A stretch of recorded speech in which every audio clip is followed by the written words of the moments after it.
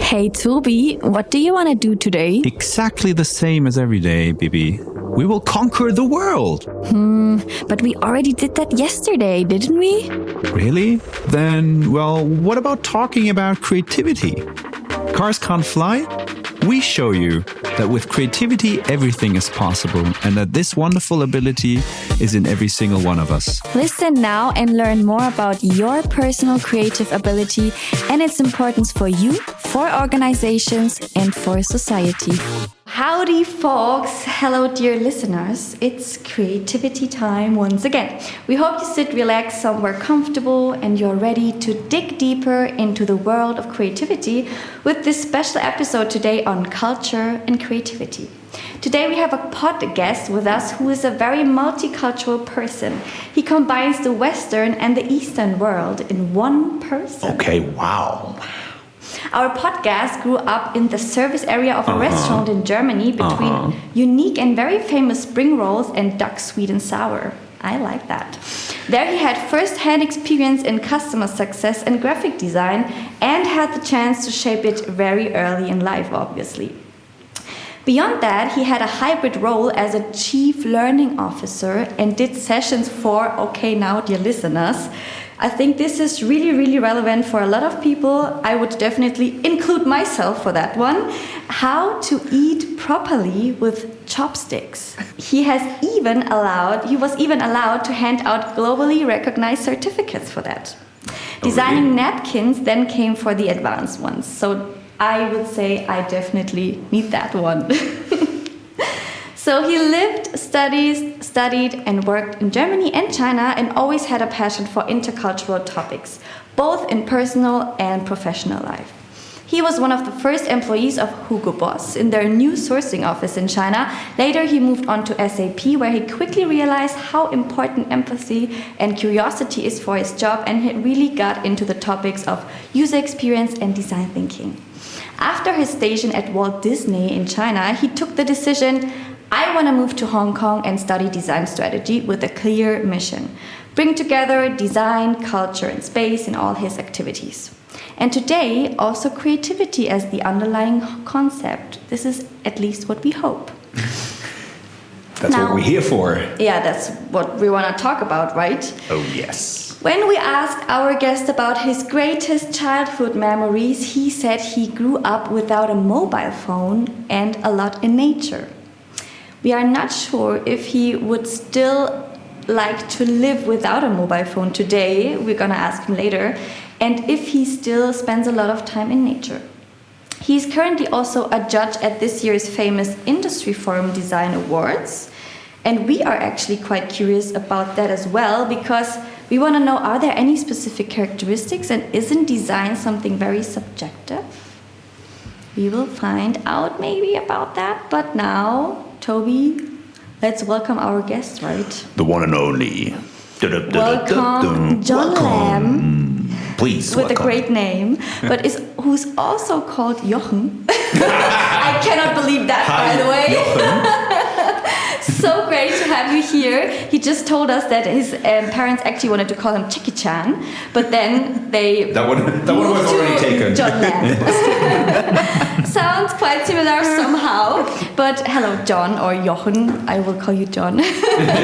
Welcome here in this podcast. So great to have you here in Munich today. Oh, so great. Yeah, very delighted to be here. Cool. Thank you guys for the very amazing, comprehensive introduction. Was it a good explanation of you as a person? Would you say that this is correct, or was there something that is Was there not something suitable? wrong or anything? No, absolutely. On the point, on the spot. Yeah, I kind of feel like I have two different cultures in me, kind of German and Asian, Chinese kind of culture. Yes. Then you're absolutely. the perfect guest for today, I would say, for today's session. So thanks I'm for that. really looking forward to all our discussions and really digging deeper into culture and creativity and all that topic around that. And I think we'll see if we can make it in an hour, I guess. That's going to be really a tough one this time. But let's at first hear a little bit more about your job as a judge in this design thing, right? Because as the introduction says from Bianca, isn't design something subjective? Is it like typical characteristics? How do you like compare one design with another? What's better? Is it? I don't know. For me, out of my perspective, and I'm not a designer, obviously it's a tough challenge to be a judge there. What's your take on that? Yeah, I feel like I'm very privileged to be part of this juror, let's say, circle. And as you said, right, in your intro, I'm also not the classical kind of designer per se, but I always was kind of passionate about understanding how people think, how they kind of collaborate, how they kind of get together and to learn. Yeah. And you worked a lot with designers. I used to work a lot. Yes, and I had this very conventional, let's say, education by let's say business administration, Chinese literature, and then somehow I kind of make the transition to say, hey, I need to understand more of the designer's language, right, and to develop more empathy for their kind of thinking. So. Being part of the IF jury is really a privilege for me, I have to say, and I was actually also very surprised to be part of it, because I thought, all those kind of jurors, they are all like the big designers, having the big studios, big agencies, and all the stuff. But somehow I kind of fit in well, I would say, in this constellation, because I see the design and the objects and the services from a different perspective, and I would say I see it. Yeah, I think I see it more from a human-centered perspective, more than from a designer's perspective. I have to say, more from I would say I'm more like someone who is probably using those kind of stuff and not designing it, and that makes me actually putting in another perspective or another position. So is it like a? I mean, first of all, did they reach out to you and ask you to be part of that, or did you? Oh, really? Yes. They reach out to me and they say, "Hey, I think your kind of profile would kind of complement to that kind of jury panel." And I said, "Okay, I'm very curious from nature, right? Of nature, how to kind of involve in this." And as I said, right, I see it from a different perspective, but still related to human-centered design. And how's the process going? Like, you get like a list of designs or like pictures, and then you sit together and like discuss it, or how's that like the working mode of like getting to this result of who gets the award and who doesn't? Yeah, well, normally you have so the IF would receive thousands of submissions, right? So everyone, every agency, every kind of designer or artist can actually submit their proposals, their concept, also their products, and then actually the IF is kind of, I would say, separated into different, let's say, categories, right? So you have, basically they cover all the different areas, and I'm kind of part of the interior architecture category, and for this year I had over 250 submissions, and so the first round is that you will kind of judge on an individual base, and then according to characteristics. Yeah, like they have defined a matrix, right? Like a I think 5 different criterias, and then you have to kind of scale it and give some points and grade it, right, based on your impressions, and then after this assessment of this initial assessment, then people or the different groups will come together and then have a discussion, and then they will do another reselection of those kind of things. But are you the only one in this category? No, we have 3 people this year, so we have 3 different, let's say, experts, from architecture. Different areas somehow, or with a no, they are kind of related. Okay. They are kind of related to that specific topic. So in my team, I have a professor who is also very well known for architecture.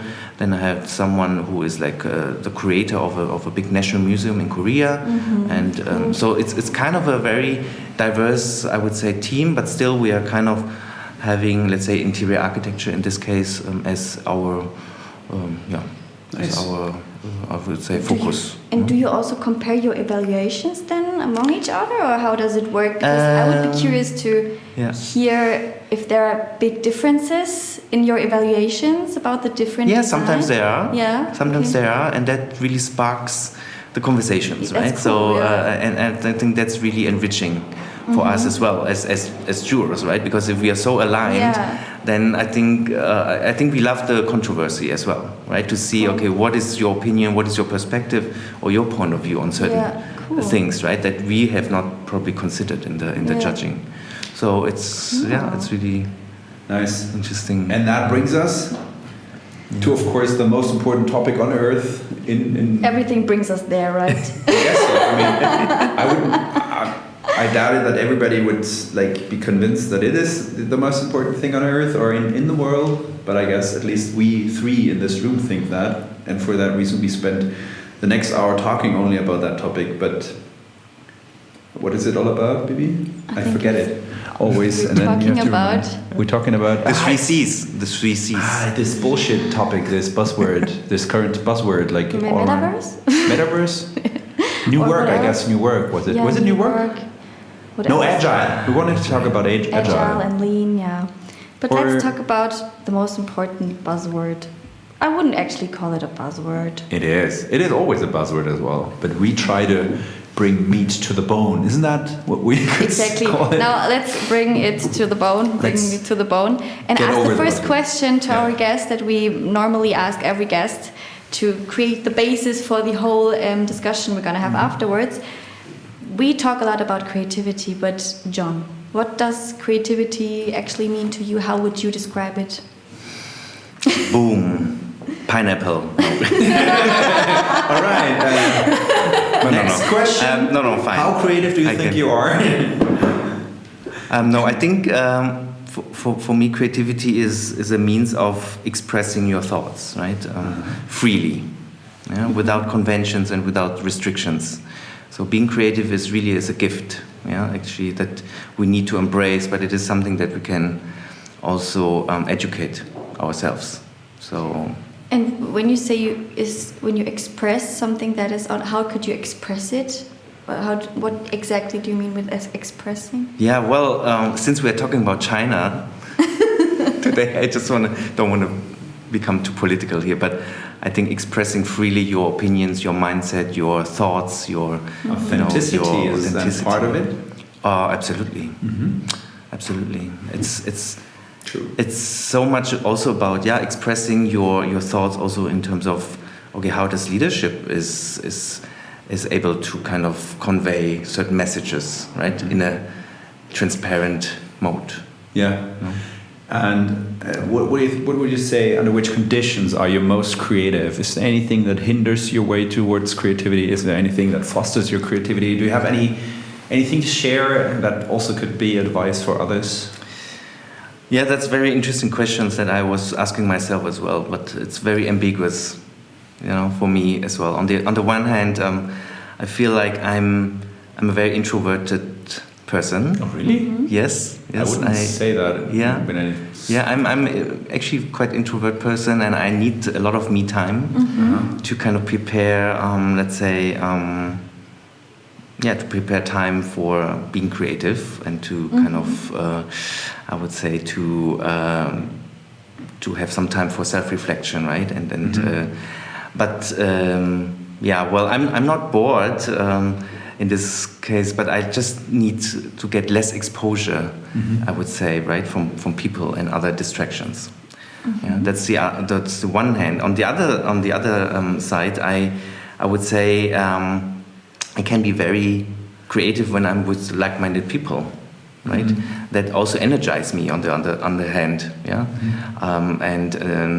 it will definitely trigger a lot of thoughts and impulses and creative minds as well. So it's kind of ambiguous, I would say, but I have to learn and acknowledge this after the time, right? Because as you said, right, you don't look very introvert, but in fact, I had to discover that for myself as well, right? Because for me, it's like, both sides still.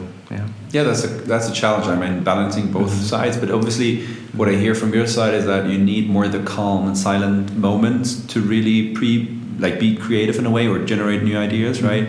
And that's like very often when we talk to people, we notice that like everybody has his or her own modus operandi in a way. So saying, hey, I'm having ideas while talking. Others have, my colleague has more ideas also in a calm, silent moment. And I think that's very true what you said. You have to discover that for yourself. So that's very important, that it's not like you're not born and then you know what is your way towards creativity, but you have to discover it and find it out through kind of a lot of self-reflection, I would say, right? Absolutely. And expose yourself to different environments, different setups, different experiences, and then try and test it basically for yourself, what works best for you, right? Yeah, and especially also if you think about from an individual perspective, so sometimes there's also, I mean, the question, when you ask me, okay, when am I creative, is also a very individual, I would say, time. Yeah. Right? So it depends, you mean? Or? It really depends also on your biorhythm, as you might have also discovered for yourself, right? I mean, I am very, let's say, creative between probably 8 and 11 a.m. Yeah? So that also gives me another perspective on, okay, what kind of time of the day can I be actually creative? Yeah, interesting. And I think that's also a very valid kind of observation, right? And to see, I mean, probably you are probably more in the night, or I don't know, some people can be more productive and yeah. But we want to jump right into the topic of creativity and culture, right? So you already noticed, or not noticed, you already said that it's also about China today. Yes. So the most important question is, what is creativity in Chinese? Can you say it? Is there a word for creativity in China, like Chinese word? Yes, 创意. 创意. Yes. Also innovation. What do you think? I mean, to get a slight intro into this topic, what are the biggest differences regarding culture and practices and creativity between China, or let's say that, I mean, we're not here to generalize things, but roughly China and Germany and the Western and Eastern perspective. Right. I mean, first of all, China has 1.3 billion people, right? So this is, I think, a very multicultural kind of population that we have, right? With hundreds of Chinese languages, not even let's say it's languages basically, and you have various ethnicities, right? Yeah. So officially, I think you have over 55 official ethnicities, right, that are captured in China. Crazy. So I think from that perspective, we also need to be aware that China is very multi-diverse, kind of more like a continent, like Europe or something. Right? Yes, exactly. So that kind of multitude. And well, for me, yes, the cultural dimension is extremely important. Talking about the creative spirits as well, right? And whether we are talking about the national culture of a diverse workforce in China, or we are, let's say, elaborating on matters about organizational creativity. Yeah, so you have, I would say, different levels of understanding on how design and creativity can be applied, right? But I did some research actually some years ago on how the innovation industry has evolved, in China. After the focus on China? The focus was on China, and really it was about I kind of conducted a micro and a macro analysis of this evolution after 1949. So that was after the China was officially formed and officially kind of declared as People's Republic. And it was very interesting because China has gone through multiple waves of, we call it like disruptions, right? So, but I would say the most significant event during that time was really in 1978 when that former president opened China to the Western world. And then you have all the influence coming from the Western part into China, right? But in fact, the Chinese history is over 5,000 years old, right? And I think that's also something that we need to consider if we talk about creativity, innovation, that of course we have a snapshot of a short period of time, but taking into consideration the 5,000 years, there's a lot of things happening as well. And there's a lot of, let's say, influence also from, I would say, from traditions, from spirits, right, and from social systems that have been evolved throughout the centuries. Do you have a kind of a very concrete perspective on? I mean, it's hard, I guess, right? So that's for sure. But how you would say that the Western world perceives creativity, just a very broad picture. What is creativity to the Western world, and what is it for like the Eastern Chinese? Just your personal experience. Yes. Any rough feelings? That was part of my conclusion, actually, to say that if we use Western assets, that were mostly, let's say, determined during our industrialization, right? So Western creativity mostly is about commercialism, consumerism, right?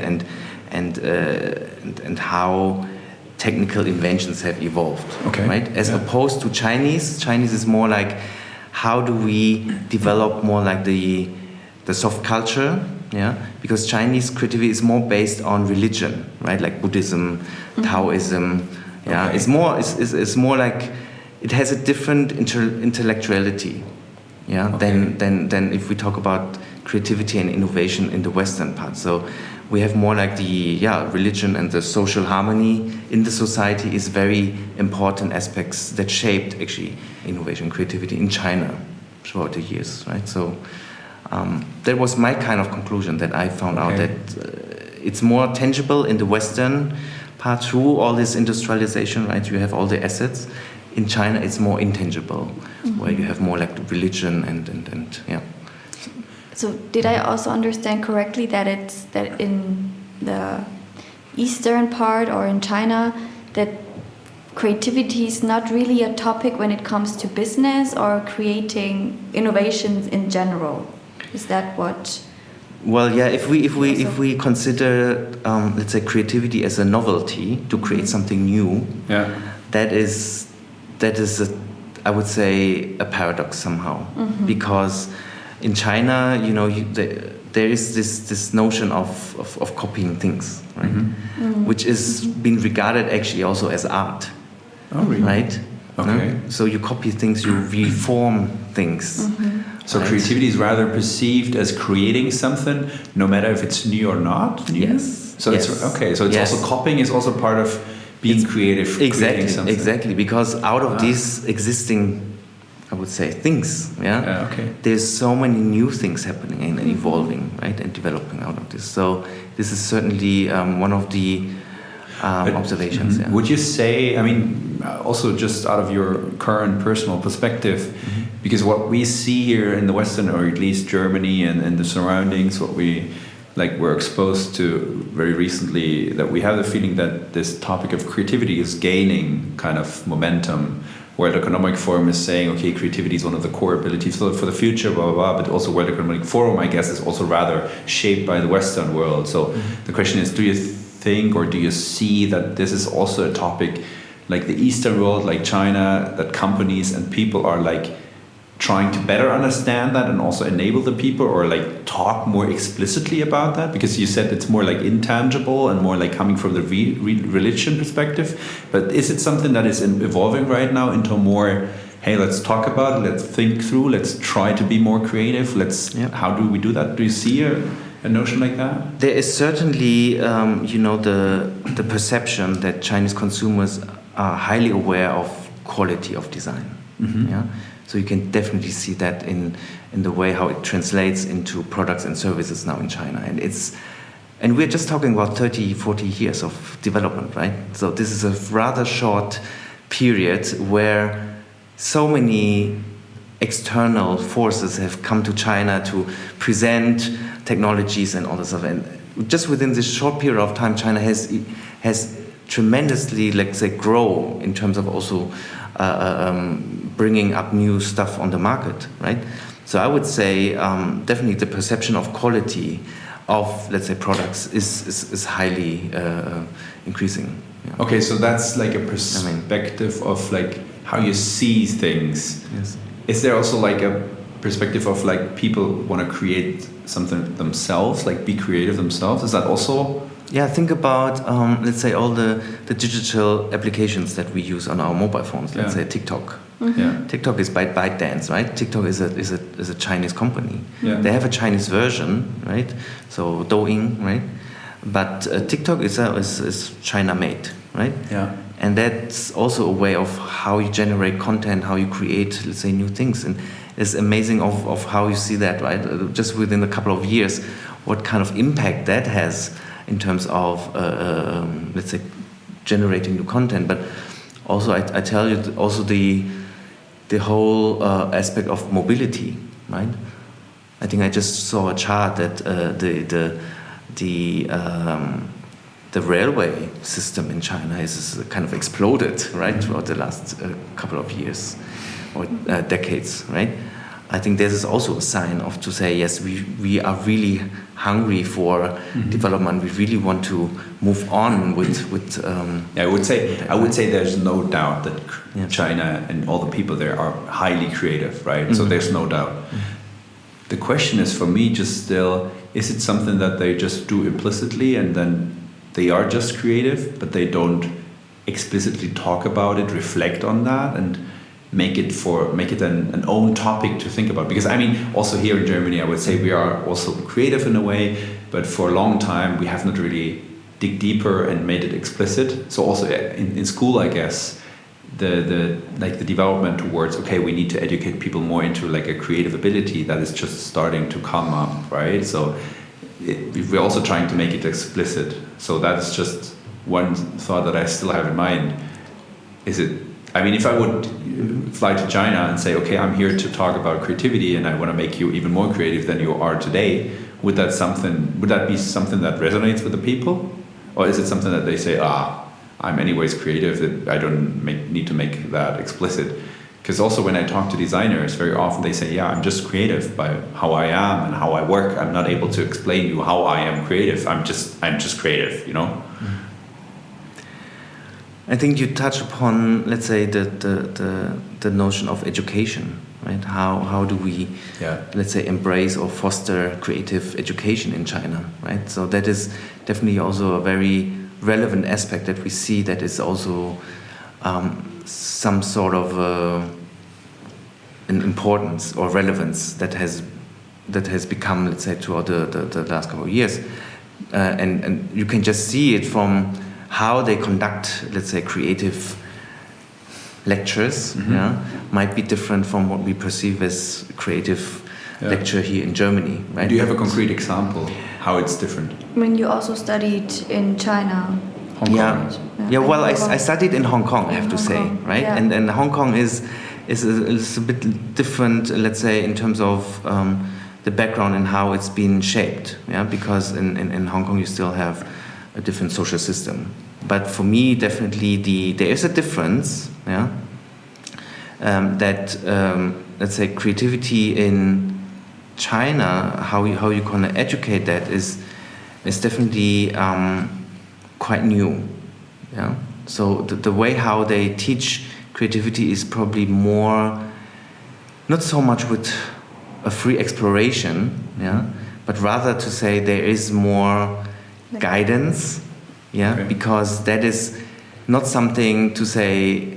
I'm not saying that Chinese are not really proactive or not intuitive in this kind of, but they still need to have more guidance and probably like structure and more facilitation. Okay. They probably need more facilitation to understand how creativity can be leveraged. Basically. No? So so it's definitely. I mean, studying in Hong Kong is, I would say, going back to that, is there is more liberal social structure than in mainland. But anyway, there is, if we talk about design in China, there is always a little bit of association with a little bit of political design, right? Yeah. And how to improve, let's say, the systems in that kind of context. No?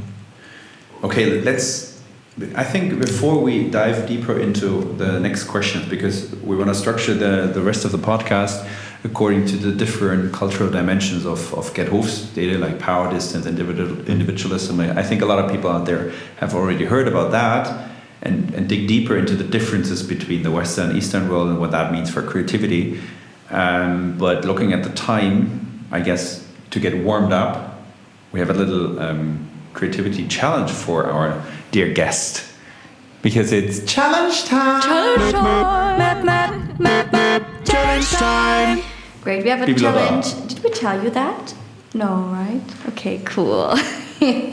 Because we have a challenge, a little creative challenge for our guests, because you also said at the beginning, not at the beginning, but before we talked, you said you think you are creative, so we want to test that right now, but no pressure on you.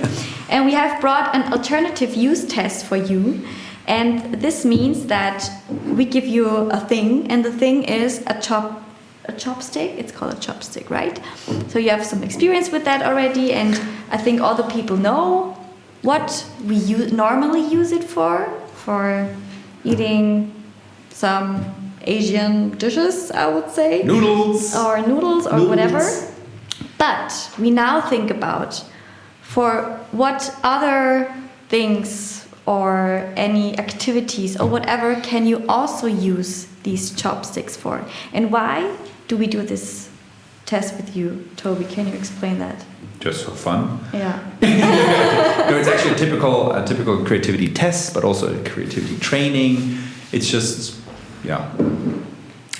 something we like to do, and we can change the object, of course. So for you, it's the chopstick. So just feel free to say out loud whatever comes up in your mind. What are alternative uses for a chopstick? I thought you explained now what is it good for. This alternative. No, I don't want to bore the people, because I guess explained that for several times. But let's hear the ideas first. How can chopstick be used? Yes. I think Besides eating. Whatever comes to your mind, just say it out loud. It doesn't matter if it makes sense or not. Right. I think it's quite. It's not unusual to see chopsticks also that you kind of put it in the hair. Mm-hmm. Yes. Right. I think it also looks quite cool when Is it? people do that. Yeah. I also did that when I was little. We had them at home, and I was playing with it in my hair. I like that. You might use it as a door opener. Mm-hmm. Okay. And then, Dig holes. digging holes. That will take some time, I guess. Yeah. But you can try. But some people can even eat soup with chopsticks. Oh. That will also What? take time, but it. That would take a lot of time. But that might work. I'm gonna Google it afterwards. Eating soup with Yes. chopsticks. What else could we do with that? You know, I just came up with an idea because I Can kill looked at the plants here in this room, and just imagine you have a worm in the soil. in soil, and then you Yeah. take out those worms, so they are gone then. It makes You can also sense. support little plants. They are not able to stand for themselves. Yeah, absolutely. Yeah, true that. You can see that in a lot of You Asian can kill households. someone. But are we talking about the recycled one, made of wood, Whatever- made whatever. of plastic, or Whatever. whatever kind of? Come on. What You can we can use? also, you play music. You can use them as drumsticks somehow. Build bridges for ants. Yeah, putting on your shoes with chopsticks, Yes. like a Yeah. Yeah. how do you call that? The Yeah. Schuhlöffel. Schuhlöffel? Schuh. Spoon. yeah. The so-called shoe spoon. What else could we use it for? Play music. Dum, dum, dum, Oh, yeah. dum, dum, dum. Drumsticks. Any other ideas?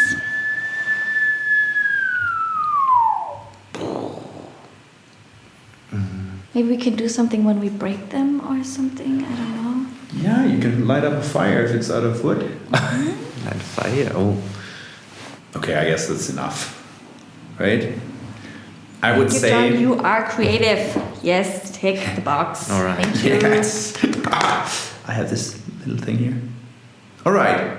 Looking at the time, we need to speed up a little bit, but it's wonderful. So we have 6 cultural dimensions, dear John. The first one is power distance. Then we have individualism, masculinity, uncertainty avoidance, long-term orientation, and indulgence. Great. great. So let's jump into category 1, the so-called power Power distance. distance. So there's a power distance within a culture. I mean, I think that's an easy one. You either have like a strong hierarchy and you're pretty much afraid of your boss and you're not allowed to say something, whatever, right? Like a big power distance, or it's like on eye level, we would probably say, and let's say, okay, there's no hierarchy at all, roughly as a explanation.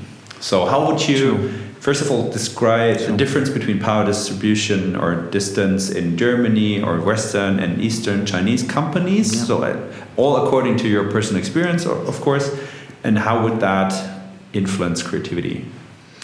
I think generally speaking, China's power distance index is at a rather higher score, right, as we have just learned, right? So, I think the society believes in that inequalities amongst people, right? And that is acceptable for them to deal with hierarchy, right? Okay. And people do not have aspirations beyond their rank. Oh, really? Yes. So if it's kind of, I mean, that's the also inside of an organization. If you're starting on a specific level and you're not aspiring to become a manager and a leader. Yes, you have this aspiration, but you would respect the hierarchy if it's given. So it's rather that you're not like working for that, but you're waiting until you get chosen by someone with a higher rank to say, okay, now that's more like the way. Yes, it is often to say that there is certain initiatives, of course, going on to promote people, right? But working for a Chinese company in general is for me, out of my experience at least, is a very challenging kind of environment. Why? Right? Because on the one hand, growing up in this in the Western world, where we kind of accept talking on eye level. We're all equal. Yeah. We are all kind of equal. And then going back to, let's say, to a country where there is a lot of authority, it feels a little bit intimidated, right? And I would also say you have constantly to think about, okay, yes, decision making is always top down. Okay, cool. It's not so much grassroots, right? Okay. And there's still these Chinese values which are still very prevailing in this Chinese setup. Can I ask just one thing in between? Yes. I know we don't have much time, but just out of interest, because I heard that, for example, also when you're with a team somewhere and you have some glasses with drinks on your table, you're only allowed to raise your glass when after the boss raised it first. Is that? That's one of the customs, right? Yeah, okay. Yes. So you would definitely respect the most senior person, right? And let's say So everyone's really following that one person which is up in the hierarchy level, and that's crazy. What's the influence on creativity then? What do you think? So in regards to creativity, you always have this sort of tension, right? Because on the one hand, you have this hierarchical setting, right, where power distance is evident, right, and you try to talk on eye level. That requires all participants respect each other, right, regardless of their status. But the fact is that it's not possible, right, to get your idea through and approved in a Chinese company. And right? Did you really experience it yourself when you worked there? You tried to express your creative ideas, and then you realized, okay, I don't really get further with that? Or? Yeah, because you need to consider, right? So let's say if someone is higher in the rank, he might or she might lose face. Right? If you come up with an idea? Let's say the boss rejects it. Yes, exactly. So then that might also feel a bit like also intimidated by someone who's lower in rank, right? That's always the tension that we have, right, between, let's say, individual creative development, but also how to create, let's say, a teamwork of creative people, right? So it's rather a space where, like, ideas from people with a higher rank have, in the end, a higher probability to win or get through. So it's harder to really get the creative potential and ideas out of. That's what I observed. Yeah, that's what I observed. I mean, it's very crucial, right? Yeah. You have always this relation.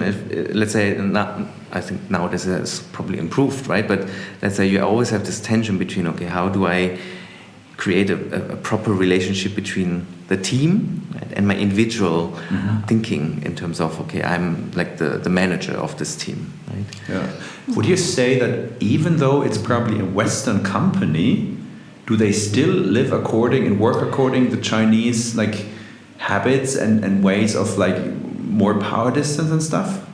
Well, you have to acknowledge this for sure, yeah. right? So I used to work with a lot of agencies who have, let's say, they're based in Germany, right? Yeah. But they have to acknowledge and have to respect that there are certain values and certain qualities and certain, let's say, behaviors that or practices that are different than, let's say, in Germany. Yeah. And once you are aware of this, creating this whole awareness makes it definitely easier for you to kind of to work and to collaborate with Chinese counterparts, right, and partners. So it's a matter of awareness, I would say, right? It's not really imposing your culture, to say, hey, let's say the Germans are very structured and you know, and imposing it is very challenging actually, because Chinese probably they have different ways of thinking. Okay, interesting. So okay, the higher power distance. Yes. Therefore, like harder for the individual to come up with ideas with a lower rank for them, especially, right? Right. So that is probably hindering creativity a little bit. But how do you see the perspective of challenging others or like asking probably a specific questions from someone in the team to the like people of higher rank? Is that something? Well, absolutely. I mean, you know, decision making and leadership is expected to be executed by someone higher in the hierarchy, right? That's what we just said. So right? the team is not really involved there. So just like informed about the decision. They are, because that's again a little bit of a paradox here. But you are still in a very collectivistic setting, not China. So as opposed to, let's say, individual societies, right, like Germany or let's say Western countries, but in Asia you have more like this collectivist mindset. That's the right? next, right, and that is definitely something that you need to value and that you need to, I would say, also appreciate. And what exactly does that mean, that there are more collectivistic? Yeah, we're gonna talk about that in the next category, anyways. No, so we're gonna of course talk about individualism and collectivism. Right.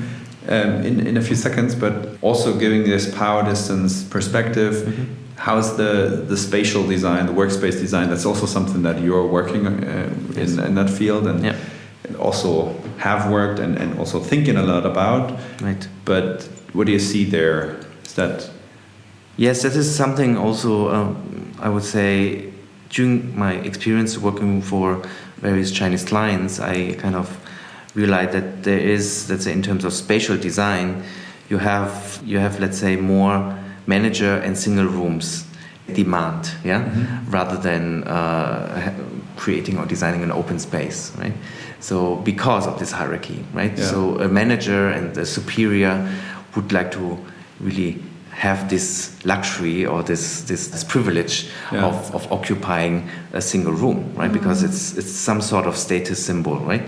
And I mean, we still see that also in Germany. Exactly, it's changing a lot, I guess, but it's still also some. Yeah, but we can definitely see that the proportion between open spaces and let's say assigned, let's say, offices is quite dominant, and so for internal staff, the traditional Chinese offices, they tend to be more functional and less, let's say, indulgent. Okay, interesting. For externals and visitors, if you see the design of those offices, they tend to be very opulent and they like to show off elements, right? So that might be represented in, let's say, in a more distinctive reception area, or you have a very appealing, let's say, welcome area, right, where you would like to show off. And how would you describe the behavior or like the leadership style of the leaders regarding creating something new? Because I mean, we have the higher power distance, but still, I mean, those companies succeed in creating something new. You mentioned TikTok, for example. I mean, they are able to create something new. What do you see there? Or how did you perceive that? Behaviors and leadership styles, how do they orchestrate a team towards creating something new? Yeah, I mean, going back, I mean, generally speaking, we see a lot of, let's say, new managers and so-called white-collar, let's say, workers in China are highly educated, right? and with a lot of professional experience and also exposure that they gained abroad. So I would say, well, from my observation at least, they are very creative, creative and also very pragmatic at the same time. But sometimes you have to understand the company structures, because they are still kind of rigid, right? And they are probably, we would probably say, single-minded in the way how they are governed or how they are led.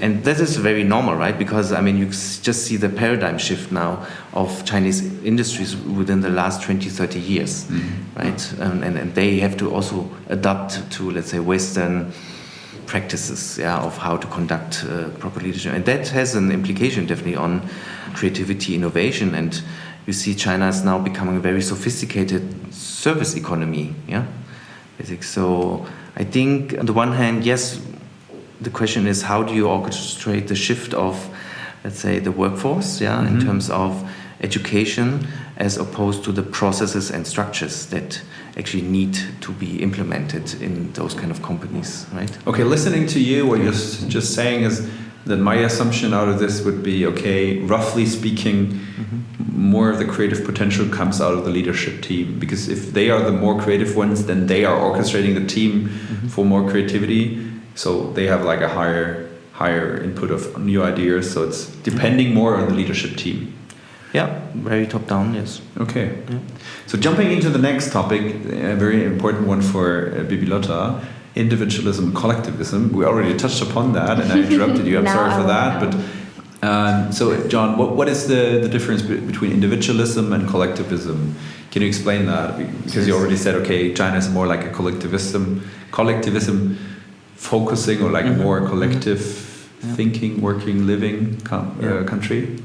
I think the fundamental issue addressed by this dimension of individualism versus collectivism is the degree of, let's say, of how the society maintains its, let's say, interdependence within the members. Yeah, so you have societies that are more, let's say, targeted to I.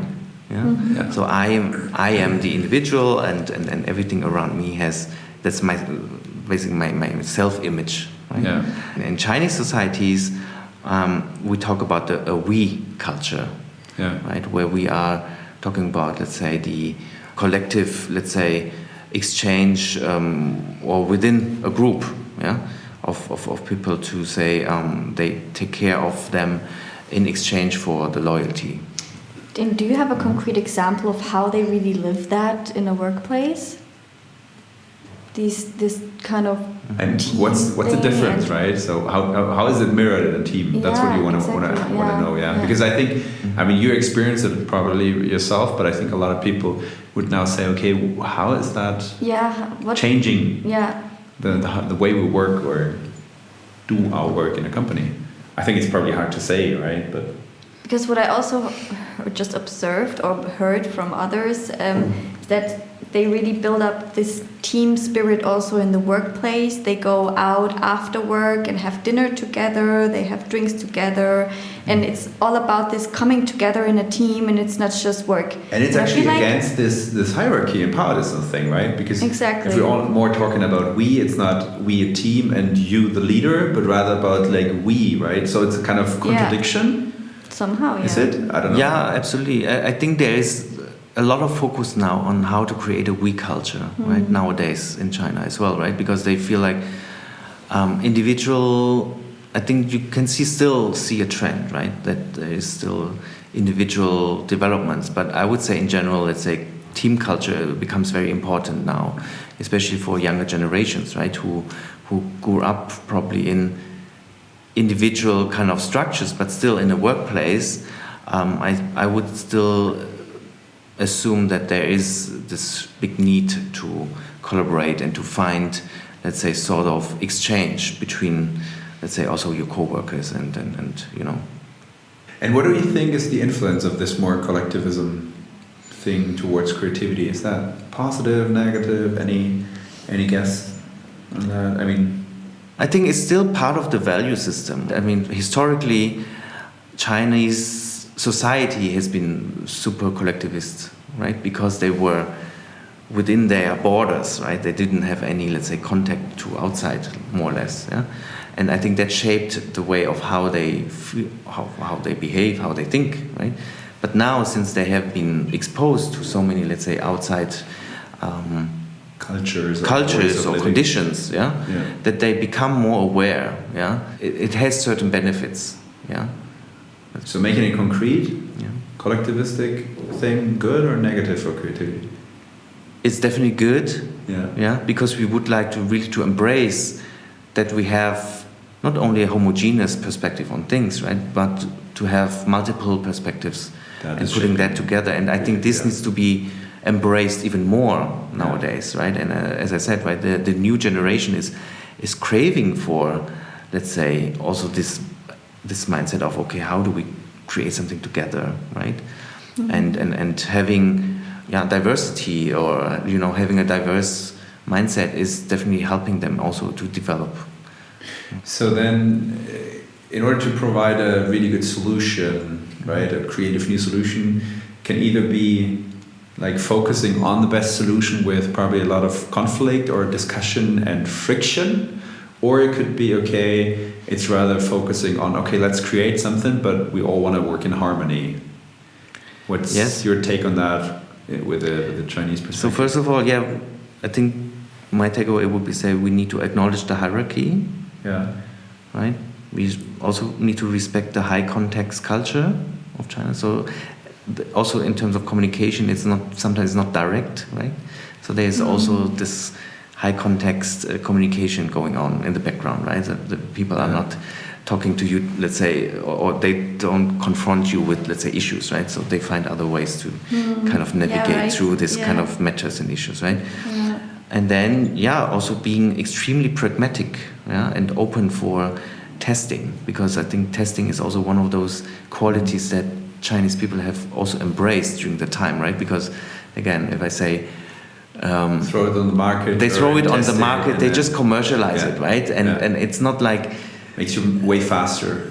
If you imagine, let's say, in probably in Western context, or in our, let's say, engineer-driven context, right? You have a lot of things in the concept phase, or you do a lot of analysis kind of things, right? But in Germany, you want to have the perfect 100% exactly, right? And then you enter the market. Exactly. And in China, you would have more this pragmatism to kind of Regarding this high context culture, when you were talking about, it's rather about indirect ways of communication.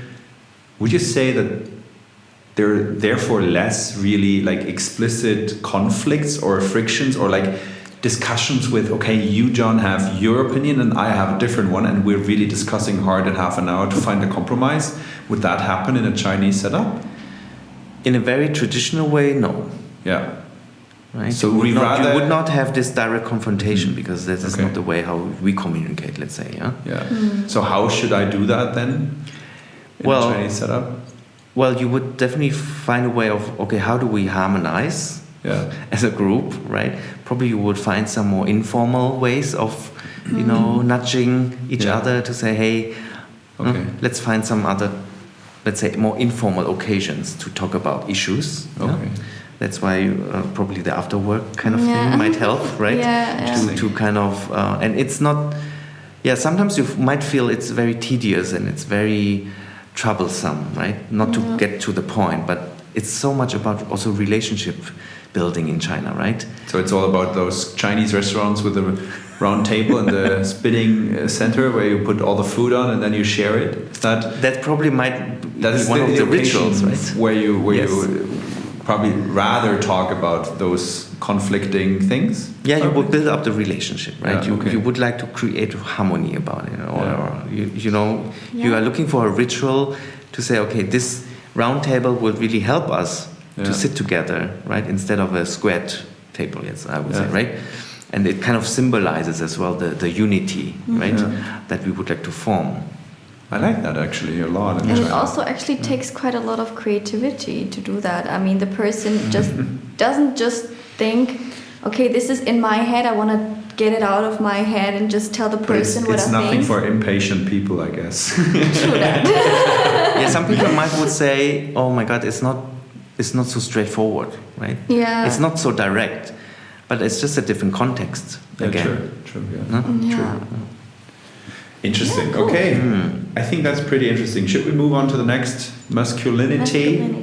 Or so it's a kind of a question of division of classical gender roles in a culture.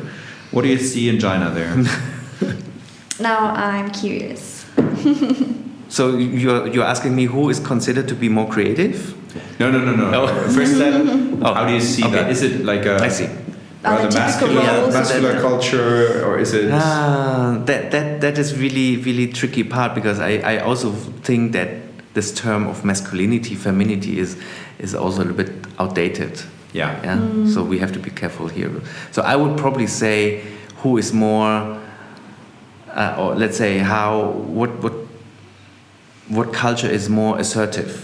Yeah, durchsetzungsfähig. Yeah, so which culture is more of this rather than characterizing? Okay, is it male or female kind of thing? Yeah. Yes. No? So I mean, right? you're right. It's Right. it's outdated. It's just Yeah. probably the perspective. Also, Germany is Right. coming from a very masculine culture, right? And we are now learning that's more than that, right? I mean, based on the analysis of Hofstede, China is very masculine, right? So they are looking for success. They want to,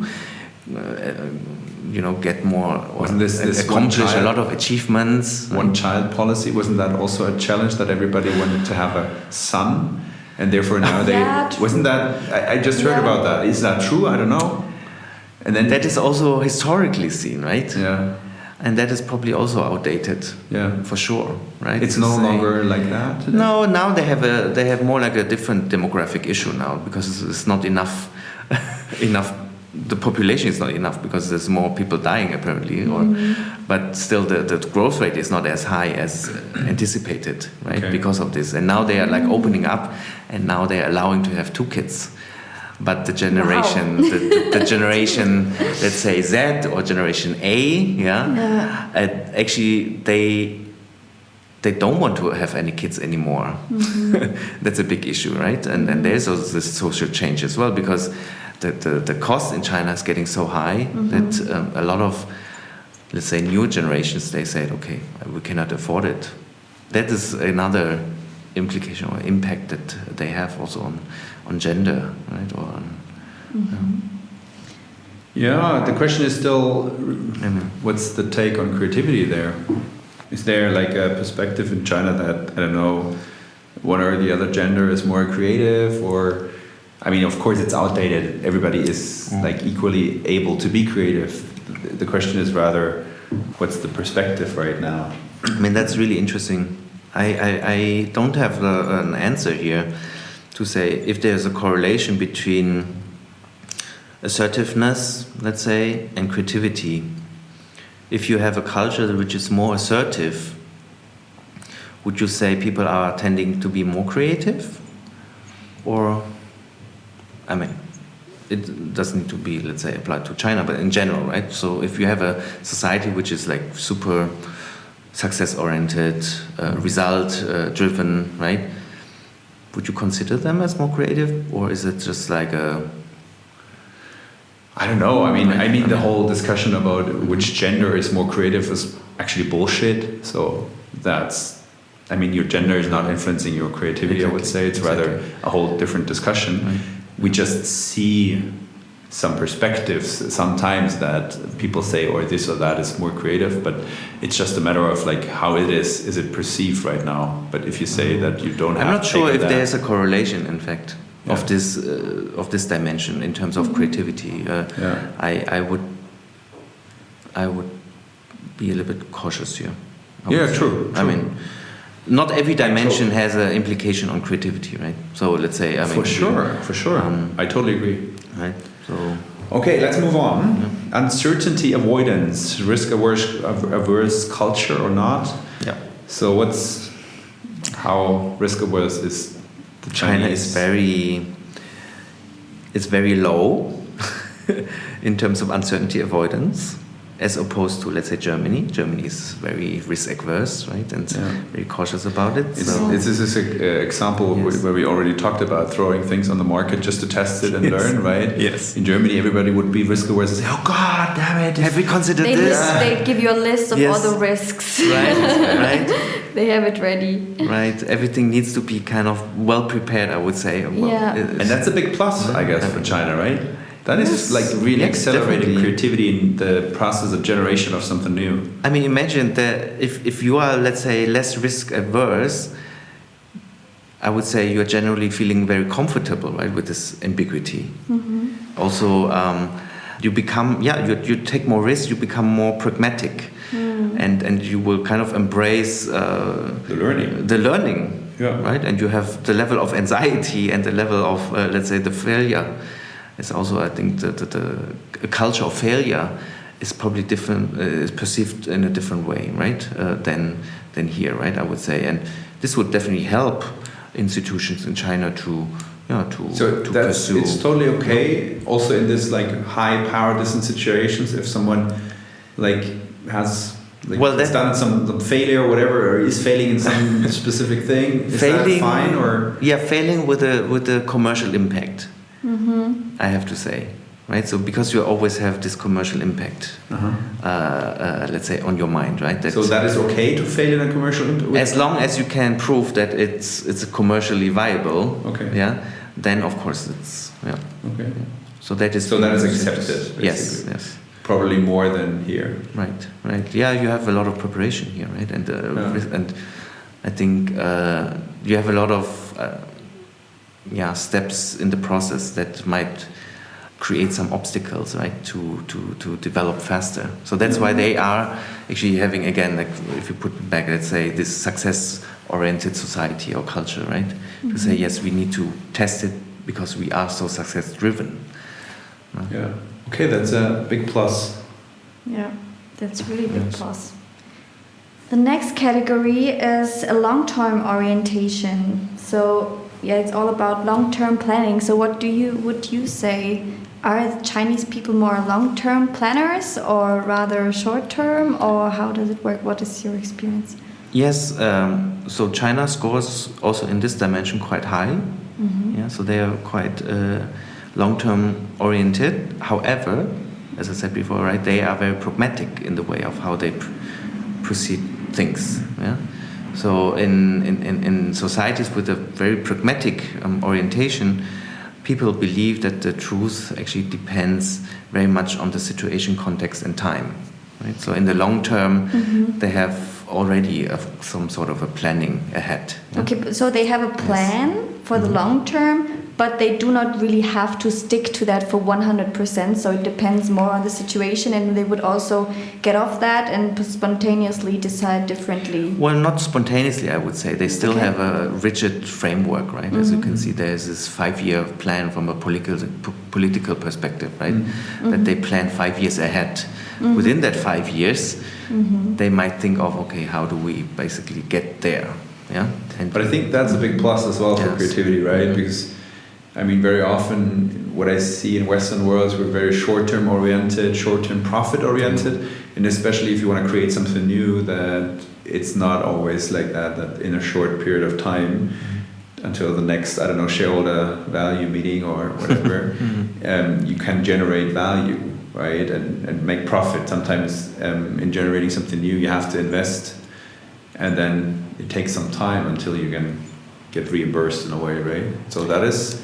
This long-term perspective is, I guess, also something that is rather positive for creativity. What do you think? Yes, absolutely. And from a political perspective, I mean, the term innovation nation has been also anchored in this 5-year plan, right? So the Chinese, let's say, policies, everything around that has been, let's say, focused on creating this creative features and this creative plan. So that is already embedded in the politics. So I think that is also very relevant in the discussion if we talk about creativity in China. It is political, it has a political implication. So I think if we talk about, I mean, Chinese innovation and creativity those kind of assets are always being associated with the institution of China, or institutional framework, let's say the government, right? In Germany, or let's say, in Germany, we are trying to kind of separate those kind of activities, right? Between let's say the state and the private, let's say, economic conditions. You know? But in China, you still have this political framework that you are still within. So I think that is, politics and propaganda, they aim to leverage technological progress, right? But their objective is, they want to raise the so-called the China soft power. And soft power is creativity, innovation, and that is not only created within China, but also one of the initiatives that the Chinese government is looking is to how do I export Chinese soft power, right? It's not just the products and service, but it's also the way of, how can we promote Chinese creativity? Someone smart wrote down here, Star Wars in China. What is this all about? How does that relate to this topic? Do you have... I think... I guess you have a story to share. I think that was also one of the projects that I had while I was working for Walt Disney. Was I was having, again, the privilege to kind of to think of a campaign of how do I promote Star Wars, the franchise of Star Wars in China, because Star Wars is so Western, right? It's such a Western brand with, let's say, a lot of Western qualities and values. But how do I, let's say, implement those kind of thoughts and values in China? Because, you know, the Star Wars trilogy came up in 1977. Right, so that content was generated in the 70s, but as we have learned now, Chinese perception and of modern content and the execution was very challenging actually for us as a company to implement something from the 70s in China in 2015. And Chinese consumer was like, okay, but why do I need to buy stuff which is 30 years old? We want the latest shit, we want the latest content, we want the latest technology, we want the latest experience. And why does a company like Walt Disney selling us as a nation that is future oriented, which is progressive, why are you selling me content from the 70s? So that was a challenge for me to. So how did you manage to work that out in a way? It was tough. It was very tough because I could somehow build up the empathy for Chinese consumers, right? To say yes, we need content that is more contemporary, which is more advanced. Right? Was Star Wars and all this stuff around then in the end sold kind of successfully in China? It has. In the beginning, was tough. I have to say, the first period of time we need to really negotiate very hard with, let's say, with the manufacturers, with licensee, to really buy that, right, from us, because they were not convinced. They were more into, let's say, Marvel, right, so Iron Man, because that has not the legacy, as Star Wars. But it was tough, and I think nowadays Marvel is still more successful than Star Wars actually in China, just because of this kind of insights that we have gained from that, right? And I think that was the.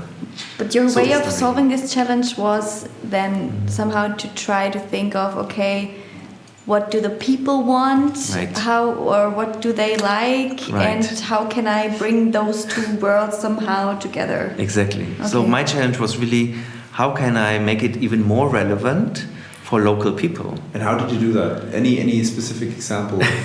Yes, we created some sizzles to put, and that might sound different to you, but we put Star Wars or Darth Vader in a Chinese context. To say, the Chinese, they love their Chinese New Year celebration, for instance, and we created a scene where we put Darth Vader as some sort of a waiter He becomes That's the waiter cool. for Chinese people, like say, right, in this Chinese restaurant.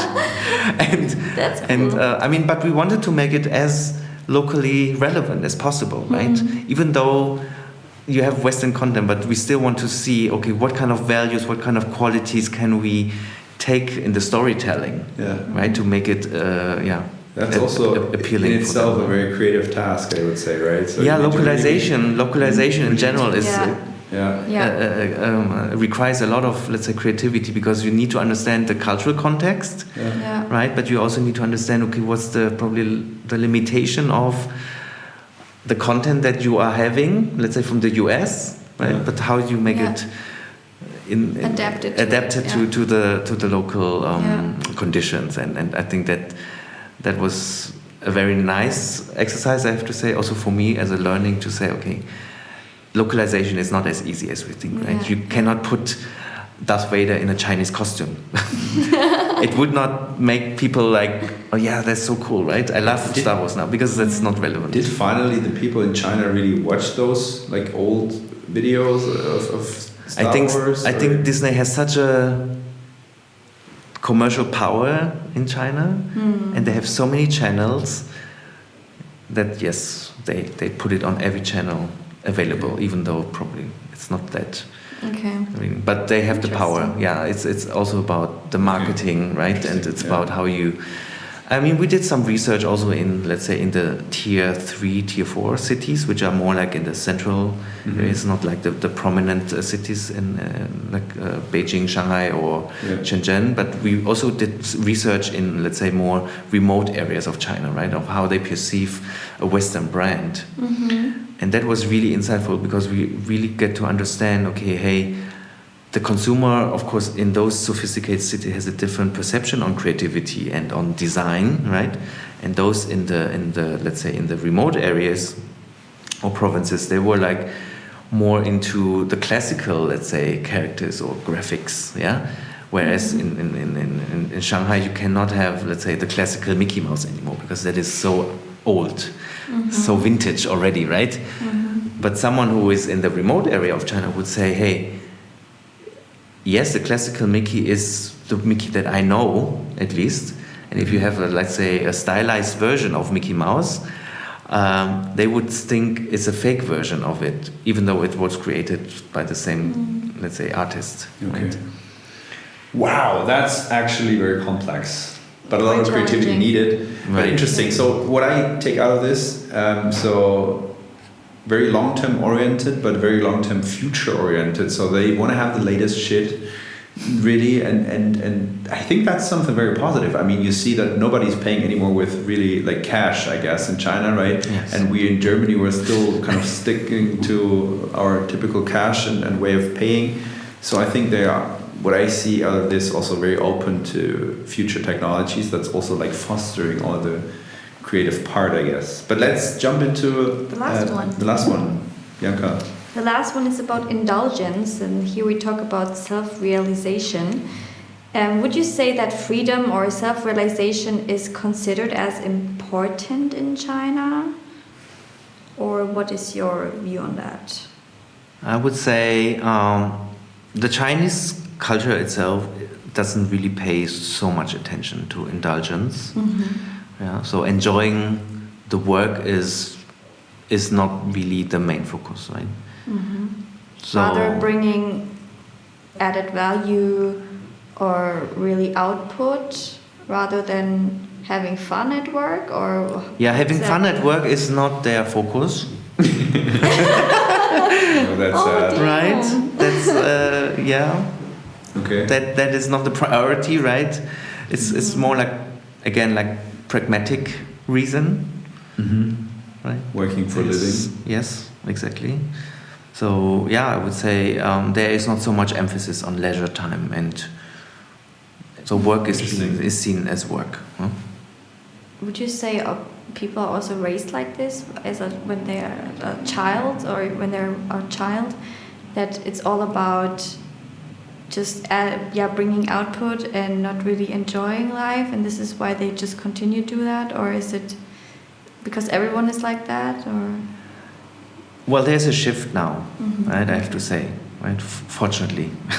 So there is this generational shift now, that a lot of, let's say, younger generations, they definitely pay a lot of attention, right, on how they spend their time. Yes, there's hope. There's hope. So we perceive you as someone who is really looking a lot for creative self-realization. At least that's our perspective on you. Would you rather prefer to work for a Chinese business partner or a company, or more rather like a German or Western world?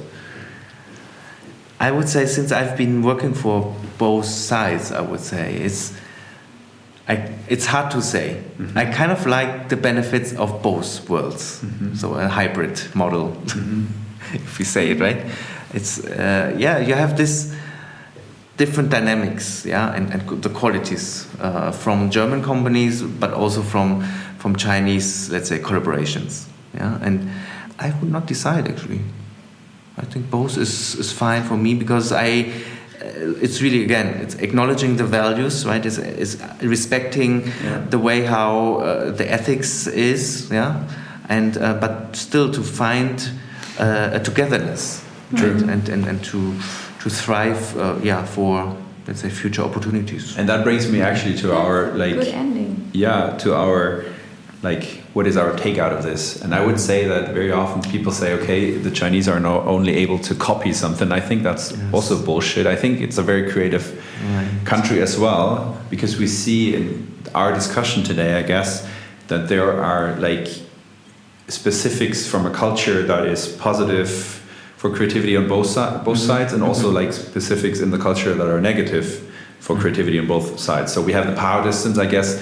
Here, it's better to have a lower power distance for more creativity, so that's probably negative regarding the rather Chinese environment. But we see that they kind of counteract through having very creative leaders, for example, right? They bring in that, right? Yeah, a lot, yes.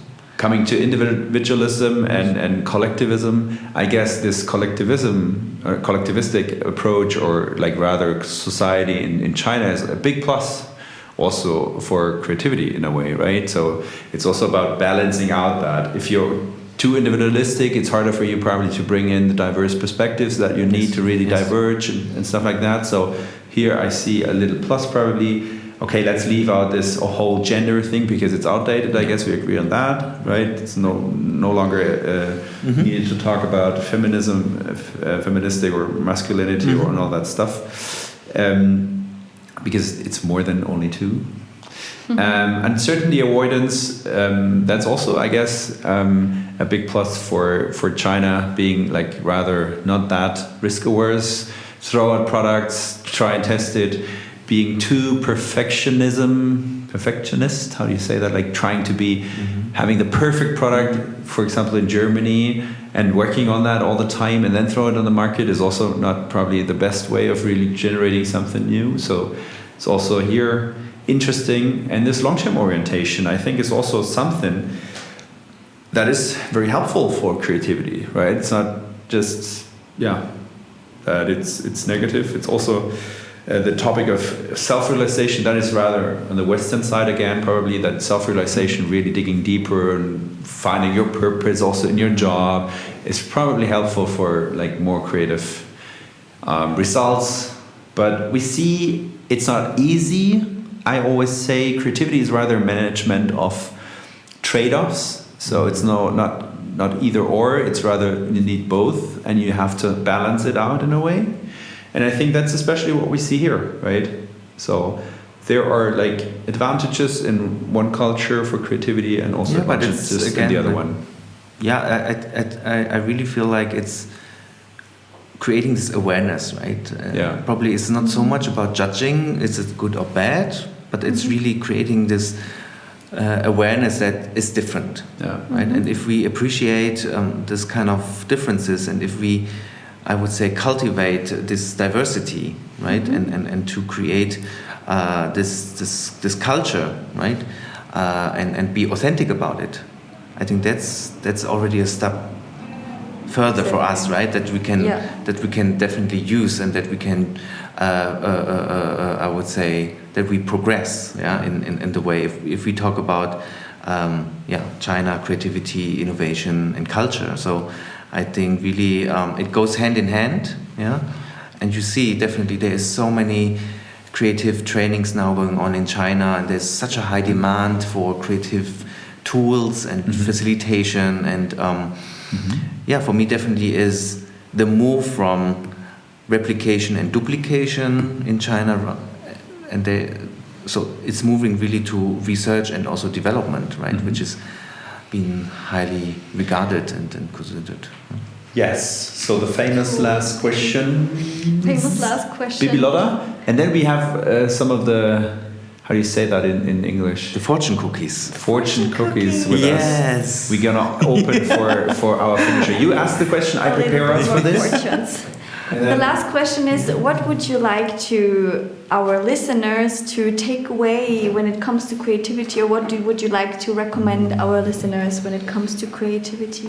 Yeah, I would definitely say, as I mentioned before, right, we need to cultivate this diverse cultures, right, and to use it as a tool for us as well, right, and not only in the short term, but to definitely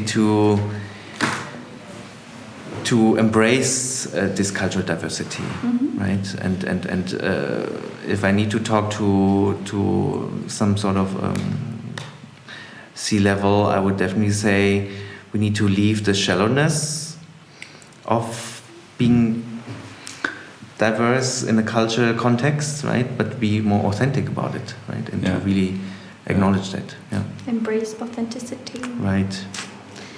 Great, thanks a lot. Now we open up our fortune cookies. Thank you for bringing them. Yes.